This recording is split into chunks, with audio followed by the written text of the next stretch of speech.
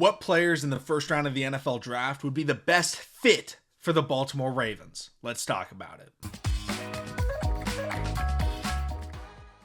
What's going on, everybody? Welcome back to TTB Ravens Media, bringing you Ravens content every single day. I'm going to have a video out every day up until the draft, talking about different positions, players, rankings, and the Ravens and draft strategies. So make sure to hit the follow and subscribe button so that you can stay notified.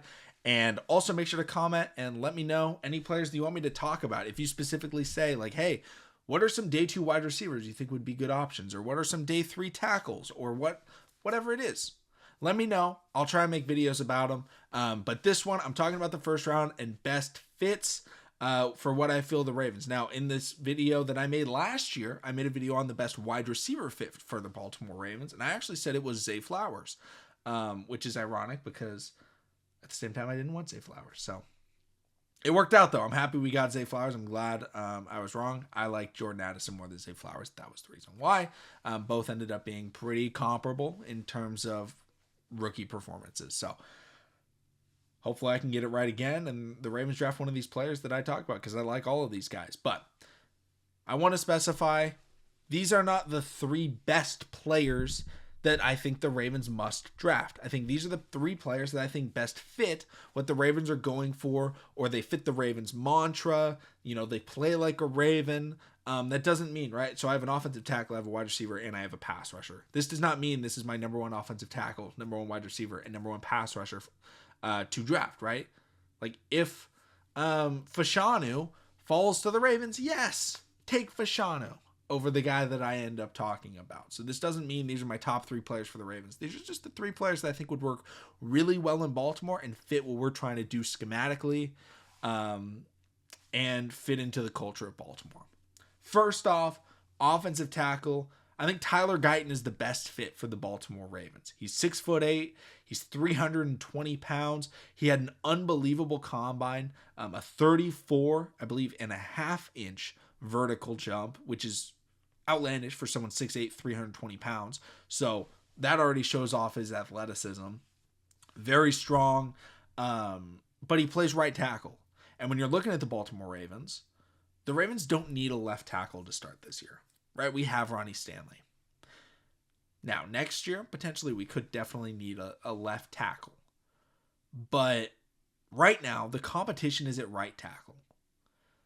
Tyler Guyton is a player that has the size and athleticism and the experience to potentially start right away in the NFL. And if he can't start right away, we can look back to what the Baltimore Ravens did with another 6'8" offensive tackle from the University of Oklahoma that played right tackle, Orlando Brown Jr. We waited a little bit into the season until he felt comfortable at practice, and then we started him. And he was very, very good for us. The difference is Orlando Brown Jr. fell a lot in the draft because of his combine. Tyler Guyton is going to rise because of his combine. But he's a very good player over at Oklahoma. He's physical, he's nasty, and he's really big. And when you have Lamar Jackson and Derrick Henry, if you can get a big body that you can run behind, that's always going to be a good thing in my opinion. So imagine, strong power to the right, and you've got Guyton blocking, Ricard trailing, and then Derrick Henry hitting the last guy, right? Like that is the most physical, intimidating force that you could see as a pass rusher, corner, slot, whatever, running right at you. Is that much weight and strength. So I think he's a really good fit for Baltimore. Doesn't have the crazy injury history like an Armarius Mims has.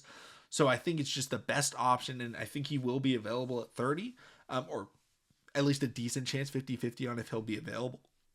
And so I think that would be the best option at tackle in terms of fitting with the Baltimore Ravens and what they're trying to do.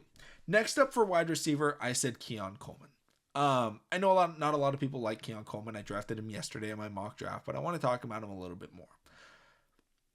When you're looking at the players that could be available at wide receiver for the Ravens to draft, right? So we're going to get rid of Neighbors, Marvin Harrison Jr., Rome Odunze. You look at the rest, they all have different skill sets, right? Like maybe A.D. Mitchell's available, big body, crazy fast, pretty strong. You look at, Troy Franklin, the deep threat, Xavier Worthy, the speedster, Xavier Legette, kind of the Deebo Samuel type, the A.J. Brown type. You have Ladd McConkey. You have, there's so many. Like, there's literally like 8 players that could be wide receiver 4 or 5 drafted this year. But then you have Keon Coleman, right? And when you look at everybody and you see what the Ravens are trying to do with their offense, you go, okay, who's the best fit?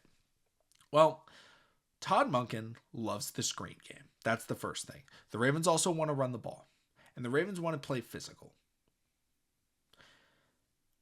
When you're looking at that, the 2 players that I think fit that the most is Xavier Legette, because he's the most physical wide receiver in this draft class, and then Keon Coleman, because he's very physical, but he's very good in the screen game and after the catch, and he can run block. He also has a little bit more size than a guy like Xavier Legette. Both would be very good options. If you guys want to say that Xavier Legette is the best fit, I wouldn't fight that. But I think Keon Coleman, at his size, 6'4", and his rare yak ability that you see after the catch, I think it would fit really well into with what Todd Monken is trying to do. Because Lamar Jackson is not a jump ball thrower. Keon Coleman is a jump ball catcher, but that's not all he is. Right? He's not just a guy that you're going to throw on the sideline every time. No, you're going to throw him underneath. You're going to put him across the middle. You're going to give him some deep shots because he has great straight line speed. You know, he's not crazy quick, but if he's not cutting, he can beat you deep. But his catch radius is too good. He doesn't drop the ball, and he's difficult to bring down after the catch. And he's nasty. Like, he's physical. He wants to get after you. He will drop his shoulder into you. And when you're looking at cornerbacks that are 5'11", 6 foot, 6'1", they're going to be outmatched by a guy like Keon Coleman. And that's very different from what you see out of a guy like Zay Flowers, who's very shifty, very quick. It's just 2 different types of players after the catch. Keon Coleman is aggressive and physical, and then Zay Flowers is difficult to tackle. You can't grab him. You can't touch him. He's too quick, too shifty. So all of a sudden now, when you're looking at teams and they're facing up against the Ravens, if you have a guy like Keon Coleman, a lot of teams are going to put their biggest corner on him. Well, a lot of teams typically put their biggest corner on the tight end. Now all of a sudden there's an issue, right? Do you now have to throw a linebacker on Mark Andrews? Or are you going to have to put a smaller corner on Keon Coleman? Either way, that's creating a mismatch for the Ravens offense. And he's got the size and length and physicality to be a really solid run blocker in the NFL as long as he's willing to do it. And from what I've seen, he is. And so I think he fits kind of exactly what the Ravens are trying to do in terms of building their offense and culture and demeanor. I think that Keon Coleman really fits that, and I think he will be available at 30, and I think he's going to go a lot earlier than people are expecting. I've heard people say he may fall to the 3rd round. I think if he's not picked in the 1st round, he's picked very early in the 2nd round. But oh my goodness, if the Ravens got him in the 2nd round, that'd be crazy. And then the final player, pass rusher. This one's probably going to anger some people, but my number 1 pass rusher for the Ravens, is Darius Robinson. I know a lot of people would think it's Chop Robinson because Chop Robinson, obviously Penn State. I think he initially went to Maryland as well and then transferred to Penn State. Crazy athletic, very physical. Like, that's all well and good. But at the same time, we've already drafted the wild athlete that's not crazy productive coming out of Penn State at pass rusher. And that was Odafe Oweh.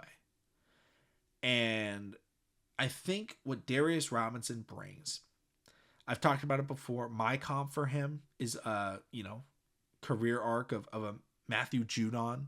I've heard other people say it's like an Eric Armstead.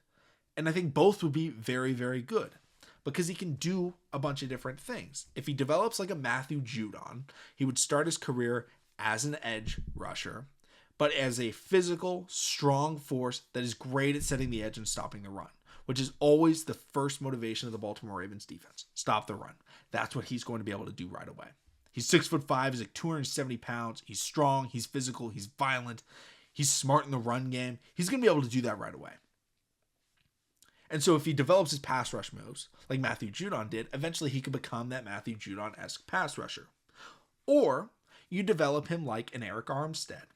Eric Armstead, defensive end coming out of college, and all of a sudden it was like, oh, hey, this guy's really strong, he's really physical, he's big, he can move the pocket. start him off as a run stuffer on the edge, but he can also work inside. So Eric Armstead plays, 3 tech, 5 tech, sometimes 1 tech, pretty rarely 1 tech, but typically 3 and 5 tech. Stopping the run, rushing the passer up the middle using bull rush moves and collapsing the pocket. Darius Robinson can play across the defensive line. He's very physical, he's very strong, and he can, fit in whatever type of mold the Ravens want to develop him into. So the versatility that he brings in terms of, hey, I can be an outside pass rusher, or you can put me up the middle and I'm gonna plug holes and stop the run. Like, I can do both of those. That versatility gives him a lot of leverage to play early in his career and develop, but also become a Pro Bowl caliber player early in his career, because he's going to get snaps and he's going to get reps and he's going to be playing in a very good defense. And it wouldn't be a situation whereas if you draft a Chop Robinson, a Chris Braswell, where you're like, hey, this guy's only a pass rusher. And if he's only a pass rusher, you're deciding, who am I taking off the field? Am I taking off Adafe? Am I taking off Kyle Van Noy? Because you're only able to have 2 edge rushers on the field at a time. But Darius Robinson, because you can throw him on the interior, you can put him next to Madubuike, right? You could sub out Travis Jones if you want. You can sub out Kyle Van Noy if you want. You can sub out Adafe away if you want. If Madubuike needs a rest, you can take him out, right? There's so many different players you can replace him with. It gives you a lot of versatility, and I think that is the best way and the best fit for the Ravens. Again, if Jared Verse falls, you take Jared Verse, right? I just wanted to bring up reasonable players that would be available. Now, Darius Robinson, drafting him at 30 might be a little bit early. Like, maybe you trade back and you take him, 4th overall in the 2nd, whatever it is. Like, if you don't think he's a first-round player, that's fine. I would just wanted to mention players that I think are very likely to be available when the Ravens are drafting. Because I didn't want to say a player that could go, 18th overall and be like, this is a great fit. And then, we don't even get the option. But those are my 3 players. Let me know in the comment section down below your players that you think are the best fit. And let me know any questions, any draft videos you want me to put out in the next week or so, because the draft is coming soon. It's very exciting. And thank you all so much for watching. Subscribe for more, and I'll see you again tomorrow.